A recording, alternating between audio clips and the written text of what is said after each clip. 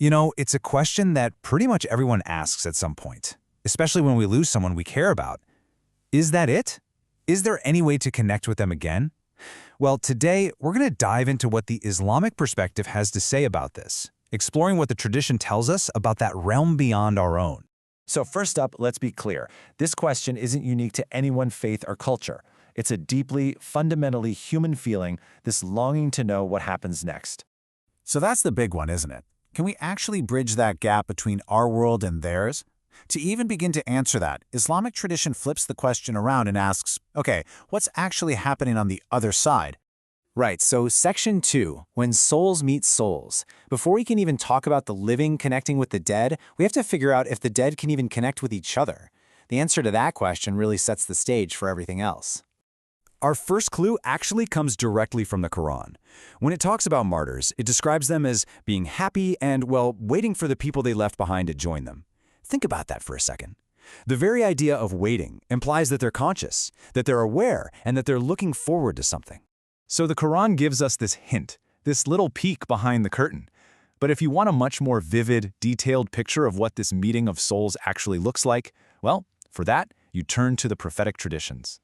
And the place where all this happens is called the Barzakh. The easiest way to think of it is as an interim world, or maybe like a waiting room. It's the state of being between the moment of death and the final day of resurrection. And the tradition describes this incredible scene that takes place here. When a righteous person's soul arrives, the angels bring it to the souls of believers already in the Barzakh. And their happiness, it said, is even greater than our joy when we see a loved one after they've been gone on a long trip.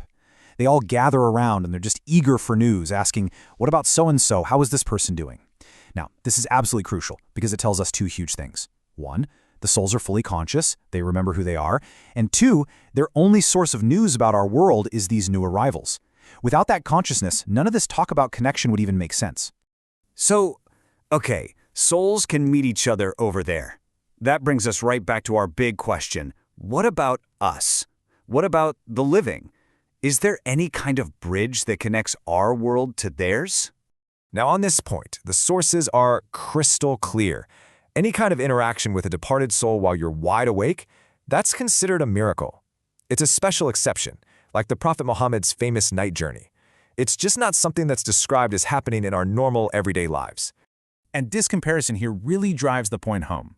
The Prophet's night journey was a one-time, unique physical event. It's not repeatable.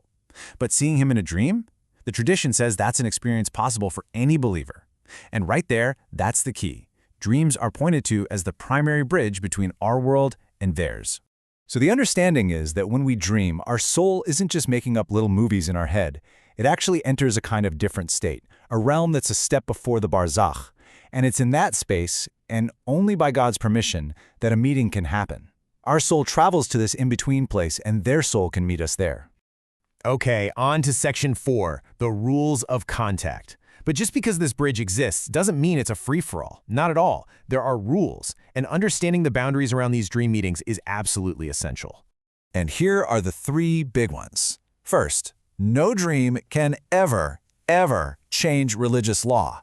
Something that's forbidden is still forbidden no matter what you dream. Second, dreams have zero legal standing. You can't use a dream as proof in a court of law. But third, and this is where it gets interesting, they can be a source for personal guidance. For example, if you dream of a relative who tells you they forgot to pay a debt, you're not legally required to do anything. But that dream might inspire you, out of love for them, to go and settle that debt on their behalf. And this is so important to remember. This experience isn't something you can force. There's no ritual or specific prayer that guarantees it. The tradition frames it entirely as a divine gift. It happens if and only if God wills it to happen, for reasons that are His own. So let's bring it all together. After talking about the realm of the dead, the bridge of dreams, and all the rules, what's the final takeaway here? Why does any of this matter for us? The answer to that question we started with is yes. Contact is described as being possible. But, and this is a huge but, it's not happening in our physical world with mediums or seances. It's in the spiritual realm of dreams, as a gift from God that can bring comfort and connection. But it comes with really clear and important boundaries. And that leaves us with one last thing to think about. This isn't just some abstract idea. If you really consider this, the idea that there is a conscious existence after death, that there are souls there waiting, even asking for news of us, how does that change the way you live your life today? And how does it change the way you prepare for that journey we all have to take?